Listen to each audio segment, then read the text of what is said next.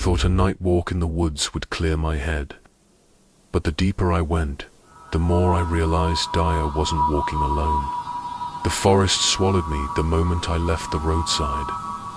The hum of passing cars faded behind me like a dream that was already slipping away, until all I could hear was the crunch of my boots on dead leaves. At first, it was almost peaceful. The air was sharp with pine and damp earth, and the cold night pressed close, numbing the skin on my face. But after a few minutes, the silence grew heavier naturally so. No crickets, no rustle of nocturnal life, just the squeak of my flashlight button when I tapped it nervously, and the faint wheeze of my own breath. The beam cut through the dark in a thin cone, trembling each time my hand shook. It caught bark and moss, glistening wet roots, half-buried stones. But beyond that narrow tunnel of light, the woods remained infinite, the darkness folding back into itself like a curtain. The trail was narrow, half erased by fallen branches and slick with mud. Each step felt wrong, like I was treading somewhere no one had been in a long time, somewhere I wasn't supposed to be. I told myself I had come out here to clear my head, that the city noise, the arguments, the endless pressure would fade if I just walked far enough into the night. But the further I went, the less it felt like I was escaping, and the more it felt like I was being pulled. The trees thickened around me, branches intertwining overhead until they strangled the sky. The stars disappeared. The moonlight vanished. My flashlight was all I had, and even that seemed to flicker more the deeper I went. As though the dark wanted it, I paused when I noticed the first tree. Its trunk was scored with deep grooves, parallel at first glance. But when I raised the light higher, I realized they formed a shape, two great horns curling upward, a deliberate carving. The edges were old, softened by time but wet. I touched the grooves with my fingertips. The bark was slick, sticky. I lifted my hand to the light and saw the shine wasn't sap. It was darker, thicker. My chest tightened. Something cracked in the undergrowth. I spun, light lancing through blackness. Nothing, just more trunks and shadows stacked on shadows. But my pulse thundered as though I'd caught something fleeing just at the edge of vision. I forced myself to keep moving. The path wound deeper, bending between gnarled roots that looked like skeletal hands clawing from the soil. My boot caught on one and I fell forward, knees striking damp ground. The earth gave way beneath me in patches. Soft loam crumbled, revealing something pale in the beam. Bones, small ones, scattered like the remnants of a nest. Ribs, maybe, or fingers. I scrambled back, heart racing. The forest pressed tighter, branches groaning as though shifting in place. Another tree loomed. This one bore a different mark. Two huge round eyes gouged into the bark. Wide, staring, uneven. As I leaned closer, a faint hoot echoed above me. At first, relief surged an owl. At least something alive was here. But the call stretched too long, low and distorted, echoing across the woods like metal scraping glass. I swung the light upward. It caught a branch, swaying gently. Perched on it was a shape, broad and feathered. But the head was wrung too large, crowned by antlers. My light sputtered once, plunging me into darkness for a fraction of a second. When it steadied, the branch was empty. I stayed frozen, my lungs refusing to pull in air until the silence thickened again. Then, slowly, I forced myself back to my feet. The path ahead wound into a black throat of trees. Behind me, leaves rustled though no wind stirred. Shadows shifted, never fully seen, only sensed, pushing me forward. I thought of turning back, of fleeing to the road. But the moment I looked over my shoulder, the beam caught on carvings I hadn't noticed before. Dozens of them, horns, eyes, jagged lines gouged into bark, watching me, following me. So I kept walking, not because I wanted to, not because I believed I'd find peace deeper in the woods, but because something in that silence made sure I wouldn't leave. And step by step, the forest closed its mouth behind me. The trail was barely a trail anymore. What had started as a faint dirt path was now just damp earth winding between roots and rocks, swallowed whole by undergrowth. My flashlight caught glimpses of moss that seemed to pulse faintly, like it was breathing. I told myself to keep going, to get to the other side of the woods, to find another road. But deep down, I knew the truth. I wasn't following the path anymore. The path was following me every time I tried to step off it, to cut across toward where I thought the highway should be.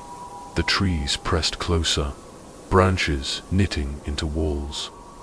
My light bounced off trunks so close together it felt like a cage. So I kept to the trail, even as it narrowed, even as it sank deeper into shadow. The carvings appeared more often.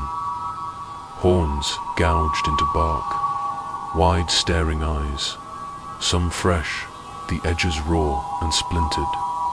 I ran my hand over one without thinking and felt heat radiating from it, as though someone had pressed a brand into the wood only minutes before. Above me, something shifted. I swung the beam upward. Branches swayed, though there was no wind.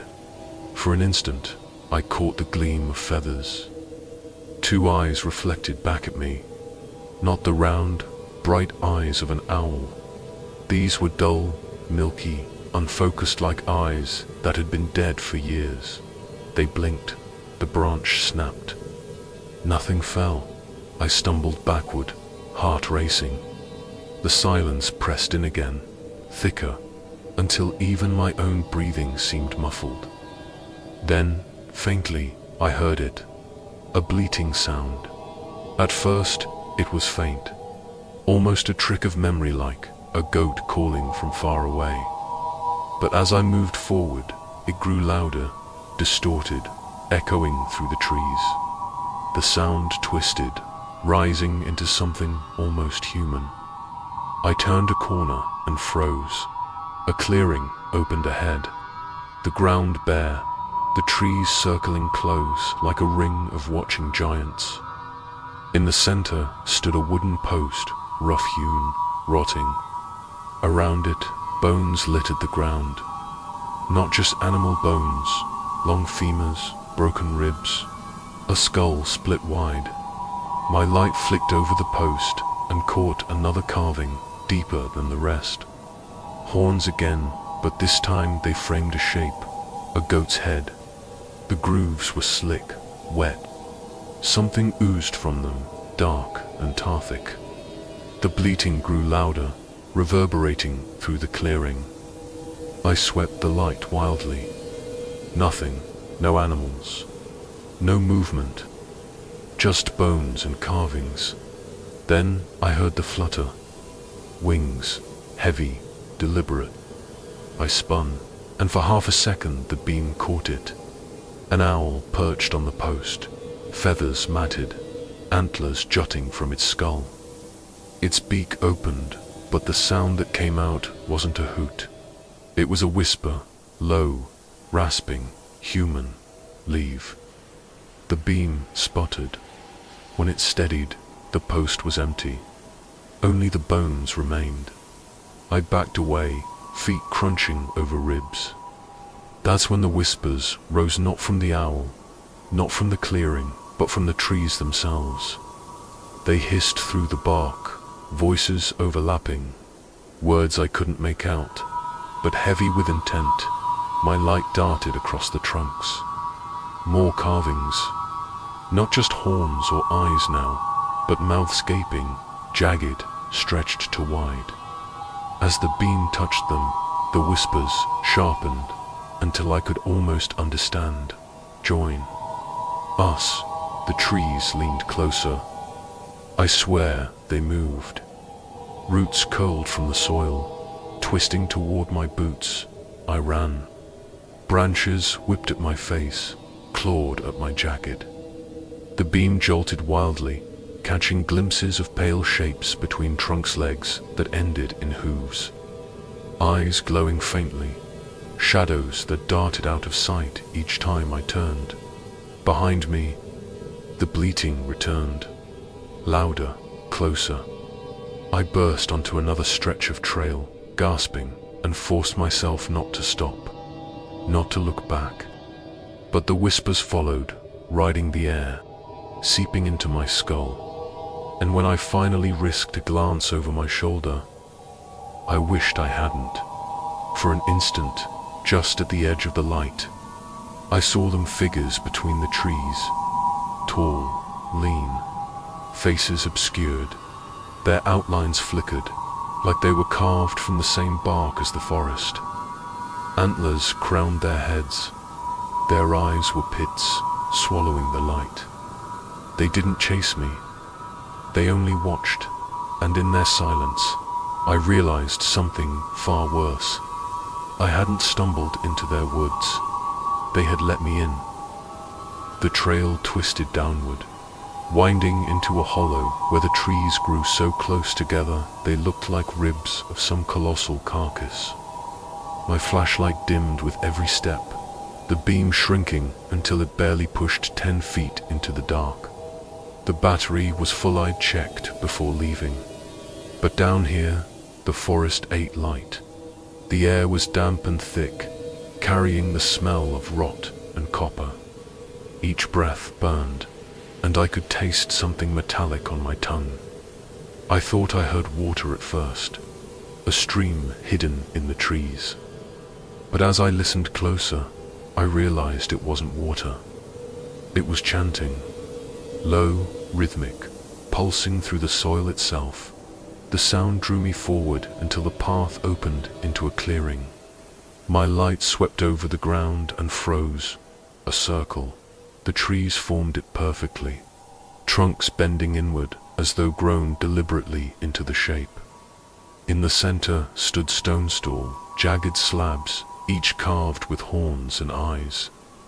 Some bled sap so dark it looked black, dripping into the earth where roots drank greedily. The chanting deepened, though no one was there. Shadows flickered between the stones, shapes that shifted as my beam passed over them. Legs bending backward, antlers arching toward the sky. My chest tightened. The air, vibrated. On the nearest stone, a carving caught my eye. A goat's skull. So detailed, I thought I could see it breathe. As I stepped closer, the carving seemed to twitch. The hollow sockets flared faintly, like embers buried in ash. A noise broke the silence. A sharp snap. I spun. Light cutting across the circle. Something stood at the edge. At first I thought it was another tree tall, narrow, still. But then it moved. Antlers caught the light. Its body was shrouded in darkness, but its legs bent the wrong way. Jointed like a deer's. Where a face should have been, there was only bark, split down the center into a jagged mouth. It stepped forward. I backed away, heart hammering, but the earth itself seemed to resist me. Roots coiled around my boots, not holding me in place, but guiding me, nudging me toward the center of the circle. More figures emerged, from between the trees, from behind the stones. Antlered silhouettes, their bodies blending with bark and shadow. Their faces were hollows, blacker than night. They surrounded me without moving fast, without noise, just appearing in each new gap. Every time I blinked, there were more. The chanting rose, overlapping voices echoing inside my skull. The words were clearer now. Horn, eye, mouth, join. I stumbled into the middle of the circle. My light sputtered violently. The beam swept across the stones and caught something that hadn't been there before. A body, it lay sprawled across the roots, half buried in soil. The flesh was grey, stretched tight, ribs showing through. The face was carved, literally carved into an expression of horror. Eyes gouged into crude circles, horns etched into the forehead with brutal strokes. The body twitched. I dropped the flashlight. Darkness swallowed me. Then the chanting stopped. Silence. I reached down blindly for the light. Fingers brushing dirt, roots, bone. My palm landed on something cold. The flashlight. I flicked it back on, and the body was gone. But the carvings on the stones had changed. They weren't horns and eyes anymore. They were me, my own face, gouged into bark and stone, mouth stretched wide.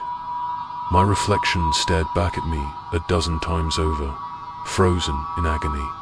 And when I turned, the antlered figures had closed the circle, not watching now, waiting.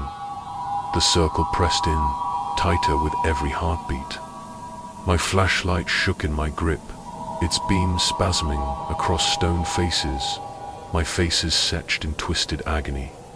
Each blink of the light made them shift, mouths opening wider, eyes bleeding deeper. The chanting returned, no longer distant but inside me, threading through my ribs, vibrating in my teeth. Horn, eye, mouth. Join. The figures stepped closer, not walking, but sliding, their feet never lifting from the ground. Their antlers scraped the branches above, filling the clearing with the sound of bones grinding. I stumbled back, but the roots followed, curling around my ankles. They weren't binding me, they were directing me, pulling me toward the center where the body had been. I raised the flashlight, desperate, and the beam caught one of their faces. For a moment I thought it was bark again, but then it twitched.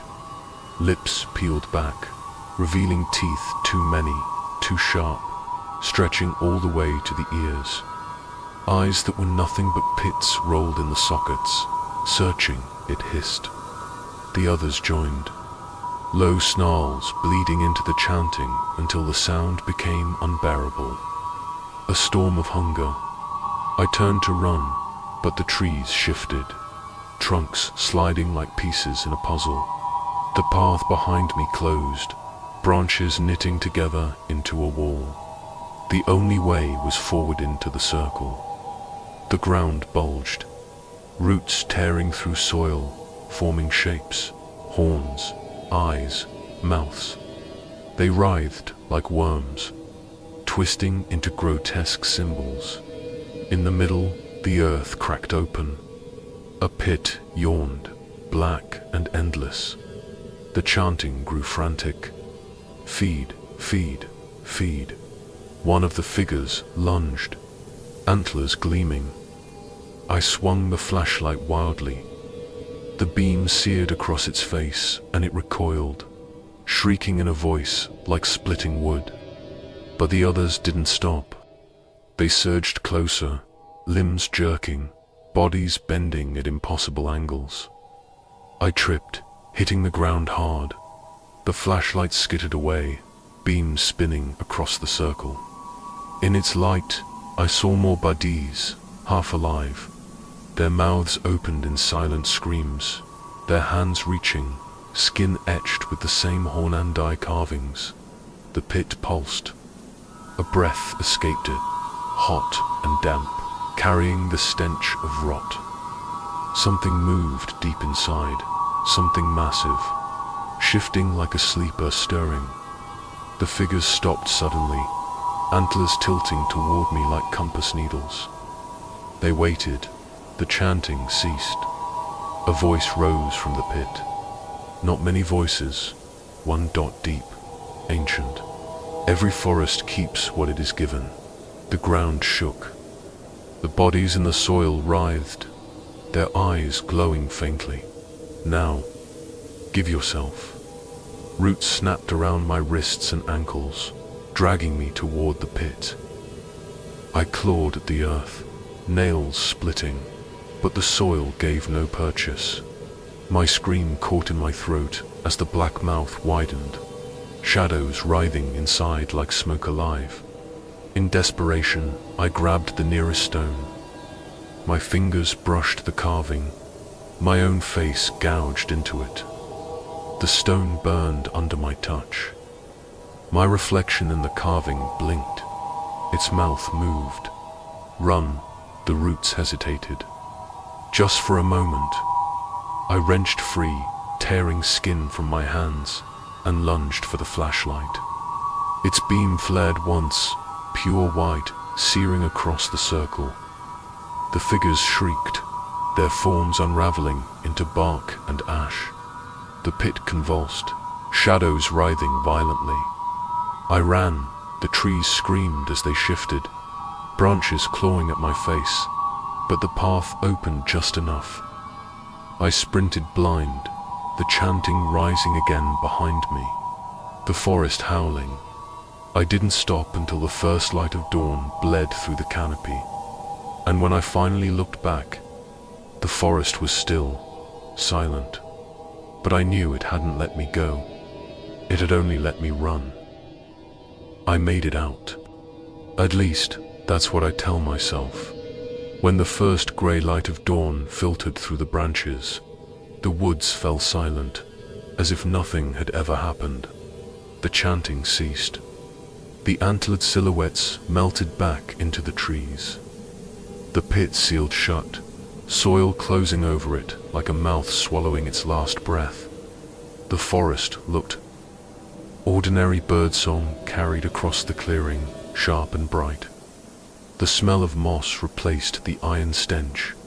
For a fleeting second, I thought I'd gone mad in the night that exhaustion and fear had conjured everything. But then I looked at my hands. The scratches weren't scratches anymore. They'd arranged themselves into patterns, curling like runes burned into the flesh. Horns, eyes, mouths, symbols I didn't recognize, but that I understood in some deep animal way. They pulsed faintly with heat, as though alive. I stumbled out of the woods, half dead from terror and exhaustion. The road was there, just as I'd left it, empty and wet with dew. My car waited, though its windows were fogged from the inside. I climbed in and drove, never looking into the rearview mirror, because I was afraid of what I'd see sitting in the back seat. For days afterward, I tried to convince myself I'd escaped. I threw away my flashlight, burned the clothes I'd worn, scrubbed my skin raw with soap and bleach. I told myself the marks would fade. They didn't. At night, I hear the forest breathing. Not outside. I live 3 floors up in a concrete building, miles from the nearest tree. It breathes through the vents, through the cracks in the plaster, through the shadows under my bed. Sometimes the air smells like damp bark, sometimes like the rot of the pit, and sometimes, in the silence between breaths, I hear the chanting again. Horn, eye, mouth.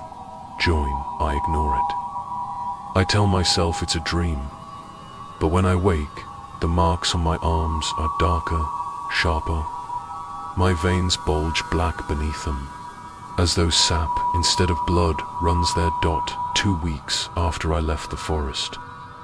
I woke with dirt under my fingernails and leaves scattered across my sheets. My windows were locked, my door bolted.